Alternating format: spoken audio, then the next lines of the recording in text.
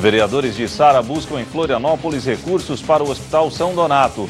No quadro Informe no Bairro, problema em ruas do bairro Ana Maria irritam moradores da localidade. Na política, senador Aécio Neves retorna ao Senado e se diz injustiçado. Proposta para mudança nas regras de planos de saúde está sendo analisada na Câmara dos Deputados.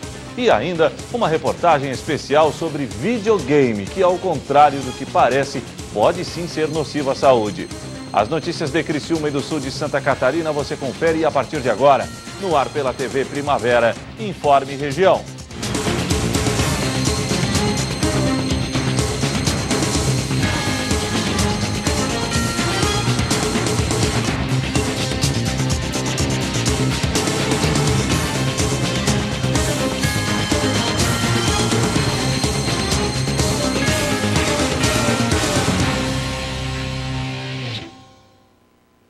Hoje, quarta-feira, 5 de julho de 2017. Para você que sintoniza a tela da TV Primavera, uma boa noite. Vereadores de Içara foram à capital do estado intermediar junto ao governo de Santa Catarina recursos financeiros para o Hospital São Donato. A verba é proveniente de uma dívida que o estado tem com a instituição. Os vereadores do município de Içara foram em comitiva até Florianópolis em uma reunião com o secretário de Estado de Saúde, na busca pelos recursos do Hospital São Donato que não estão vindo. Desta reunião saiu acordado que a parte das cirurgias eletivas que estão em atraso desde o mês de julho, esse dinheiro vai ser repassado. É um dinheiro que vai ser aprovado em segunda votação na Assembleia Legislativa, no qual, então, é um retorno desse dinheiro que vai para a Assembleia, ele vai retornar para o Executivo e esse dinheiro já é carimbado, destinado ao Hospital São Donato. Então, acreditamos que até o final da semana que vem, a questão das cirurgias eletivas esteja solucionada. A dívida do governo com o Hospital São Donato chega a R$1.200.000. A expectativa é manter a maternidade do hospital em funcionamento. Mas para isso acontecer, é necessário que o governo cumpra com o acordo. O contrato com a maternidade ele foi assinado novamente, ele foi refeito até o final do ano, um contrato no valor de R$150 mil mês. O problema é que nós temos hoje um atraso, um débito de R$900 mil para com o Hospital São Donato. E desses 900 mil, o secretário se comprometeu a pagar pelo menos 3 parcelas, ou seja, 450 mil, que é metade do que o Estado deve. Se tiver esse pagamento de pelo menos metade, o próprio administrador do hospital diz que tem como conversar com os médicos e trabalhar pelo menos uma parte desse atrasado e o restante ir parcelando. O problema é que se esse dinheiro não vier, corre o risco da maternidade do Hospital São Donato fechar as portas. Os vereadores vão se reunir para tomar algumas medidas em busca da solução para esse caso. Já discutimos a possibilidade de um novo plano de ação. Nós teremos amanhã uma reunião com todos os vereadores aqui na própria Câmara e estamos aguardando também um posicionamento da diretoria do hospital. Para essa reunião também vai ser convocado o Executivo, juntamente com o Legislativo e o hospital, para que a gente crie um corpo, aí, uma força-tarefa um pouco mais forte, mais eficaz, para que a gente consiga resolver esse problema.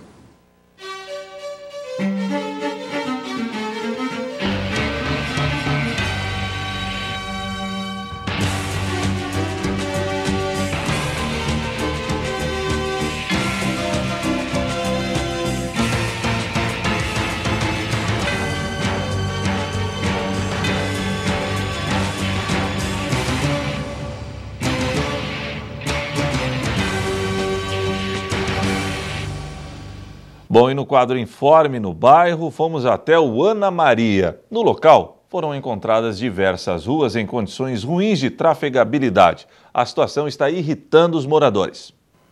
A comunidade do bairro Ana Maria clama por melhorias nas ruas do bairro. Nessa rua, por exemplo, a população teve que colocar um móvel no buraco para evitar acidentes. Nós estamos com um problema nessa rua já há uns 6 meses atrás. Deu um problema nos drenos e a gente já solicitou à prefeitura, que veio, eu acredito que veio de uma forma paliativa, porque só jogou um caminhão de terra.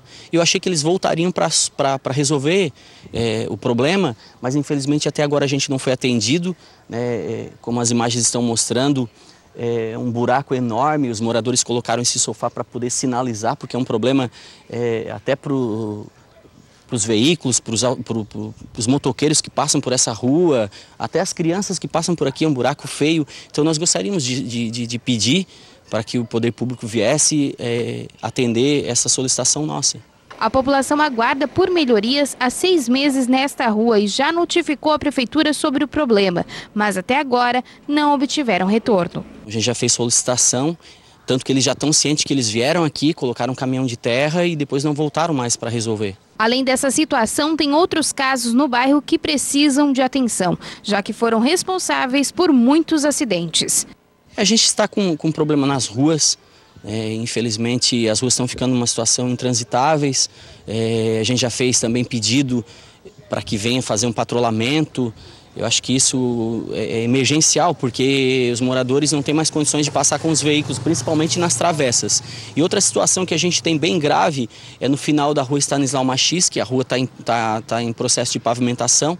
Ela parou e tinha uma casa onde a prefeitura indenizou para que a pavimentação fosse até o final da rua, e ali tem entulhos, os moradores cortaram árvores e está tudo jogado ali. A gente já fez esse pedido também via Fancri, junto com o Verseli Coral, e infelizmente a gente não foi atendido ainda. Então é bem complicado, porque quando chove, esses entulhos vão tudo para a casa dos moradores, então seria outra situação assim, bem grave que a gente gostaria que atendesse. No momento em que fomos até esse local, a prefeitura já estava realizando os trabalhos e arrumando de forma paliativa a rua. A expectativa dos moradores é que agora seja possível dar continuidade à pavimentação do local.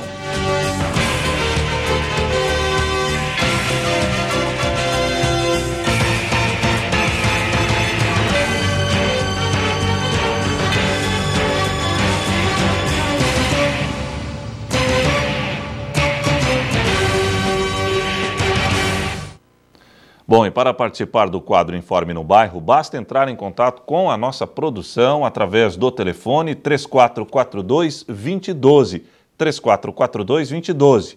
Nosso e-mail é jornalismo@tvprimavera.com, jornalismo@tvprimavera.com. Se você preferir entrar em contato via WhatsApp, 98505-6342, 98505-6342. A seguir, proposta para mudança nas regras de planos de saúde está sendo analisada na Câmara dos Deputados.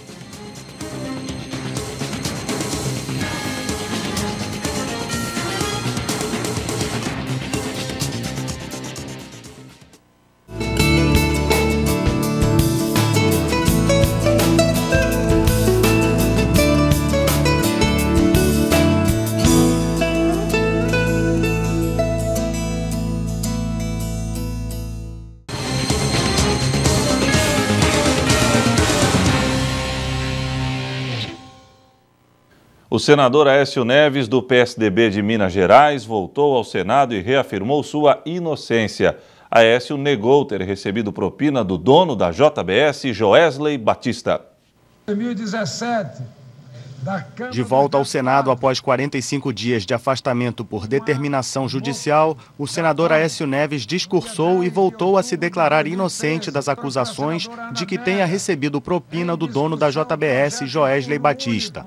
Ao falar para os colegas senadores, o presidente afastado do PSDB reiterou os argumentos que já tinha utilizado ao divulgar notas públicas, declarando ter sido vítima de uma armadilha de Batista com o intuito de obter vantagens em um acordo de delação premiada.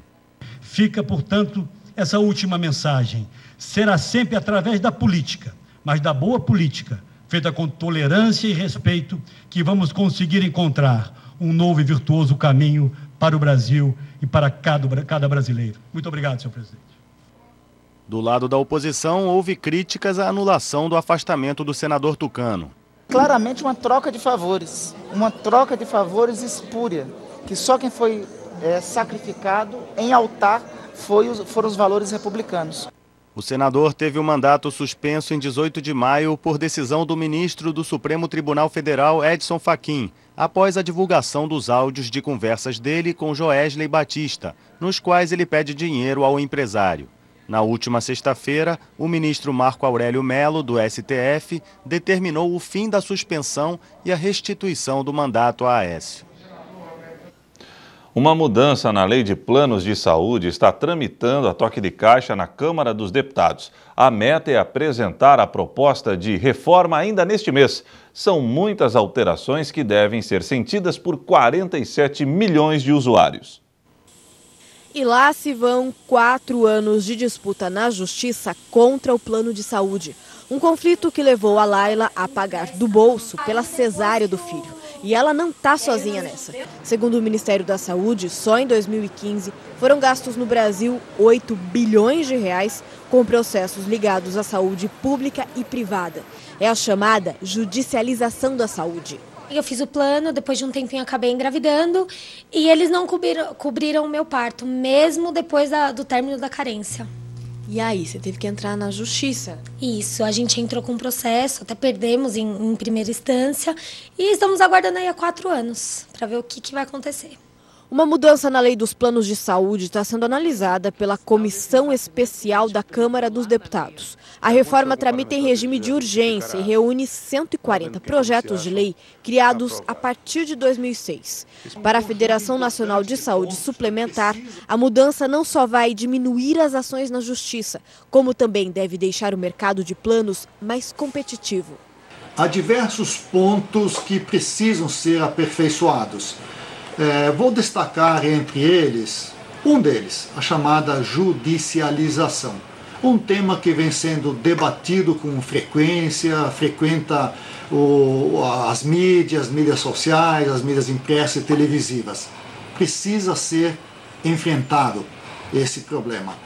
A principal preocupação das associações de defesa do consumidor não está relacionada aos projetos de lei em si, mas aos pontos discutidos durante as audiências públicas que podem se transformar em emendas ao texto. Entre eles, o livre reajuste dos planos individuais de saúde. Atualmente, os valores só podem ser reajustados seguindo um teto anual. Também foi debatida a diminuição da cobertura de atendimento dos convênios médicos. A preocupação com as consequências desse debate levou à divulgação de um manifesto assinado por 15 instituições de defesa do consumidor. O texto alerta que a mudança na lei atende aos interesses das operadoras e não dos usuários. A discussão está acontecendo a toque de caixa, né? Uma maneira de você reduzir essa velocidade, porque é um tema complexo, para ser discutido em um mês, não é possível, né? Tem muitos interesses em jogo, o setor é heterogêneo. Então é importante levar isso para o debate público, inclusive para os parlamentares perceberem que essa temática complexa, as pessoas estão prestando atenção nesse debate. Vamos devagar aí. Nos últimos 12 meses, 1,5 milhão de pessoas cancelaram o plano de saúde. Mas ainda assim, o lucro das operadoras cresceu 66%. É que os clientes que ficaram estão pagando mais para suprir as perdas. Ainda não dá para saber o que de fato vai mudar com a reforma na lei dos planos de saúde. Mas mesmo com os problemas, é um benefício de que a Laila não quer abrir mão. E depender do SUS. Impossível. Até para ter uma noção, eu tive que fazer o acompanhamento dele também no SUS por conta disso. Tem um ultrassom que a médica pediu antes dele nascer, que até hoje não saiu. Ou seja, não tem como mesmo. Não. Depender de SUS, impossível. Bom, a Associação Brasileira de Planos de Saúde se posicionou contra o manifesto. Em nota, a Abrange citou uma pesquisa do Ibope que mostrou que 80% das pessoas estão satisfeitas ou muito satisfeitas com o plano de saúde. A associação afirmou ainda que considera saudável todo e qualquer debate para propor melhorias e que o setor se compromete a manter os mais altos padrões de qualidade para os beneficiários. A seguir, uma reportagem especial sobre videogame, que, ao contrário do que parece, pode ser sim nocivo à saúde.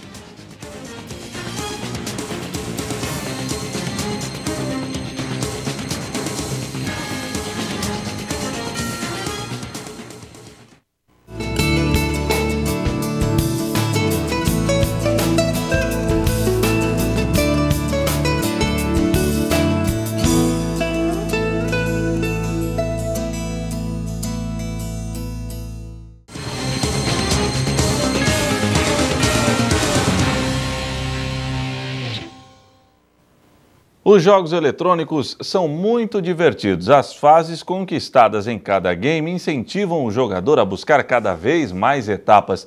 Mas se essa diversão começa a durar muitas horas, atrapalhando outras atividades, é considerada um vício. A Organização Mundial da Saúde já considera os games um distúrbio psiquiátrico. Nas férias, o Pedro Henrique joga videogame à vontade. Mas para o período de aulas, existem regras. Então, durante a semana, o Pedro está liberado para ele jogar mais ou menos umas 3 horas depois que entregar as atividades do dia. Fez a lição de casa, já almoçou e aí ele pode umas 3 horas brincar. É que se deixar... Aí não tem muita regra, eu já vou jogando mesmo e fico até à tarde. Às vezes eu gosto de jogar bastante à noite. Se não tivesse essa regra das 3 horas, você jogava há quanto tempo? Eu jogava mais ou menos umas 7 horas, assim, eu jogava bastante mesmo. A influência veio do pai.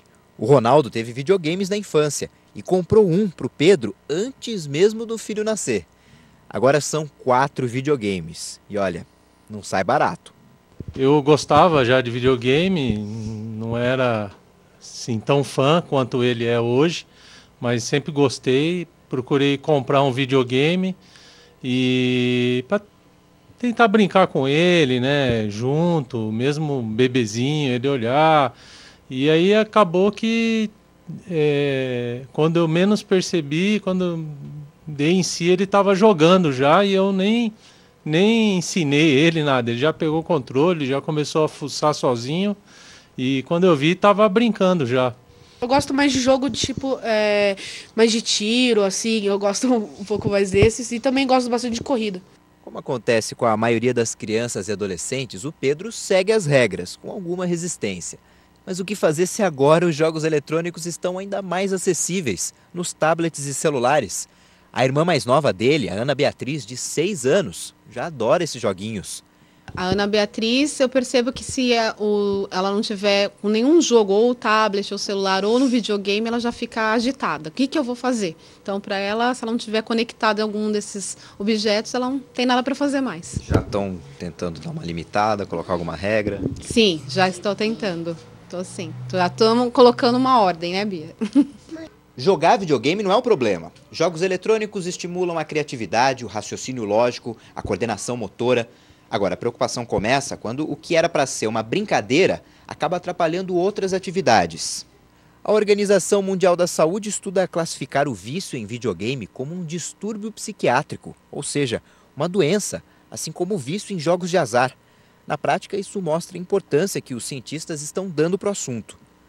O exagero afeta o desempenho escolar, a convivência com familiares e amigos e a saúde. Pode até ser fatal. Em fevereiro deste ano, um norte-americano morreu depois de jogar 22 horas seguidas. Este psiquiatra explica que o tratamento para quem é viciado em videogame pode incluir até medicamentos. Bom, o tratamento de um vício, cada um tem uma particularidade, mas a base do tratamento medicamentoso, né, existe o tratamento medicamentoso e o tratamento psicoterapêutico. O tratamento medicamentoso é com drogas antidepressivas que agem principalmente na compulsão.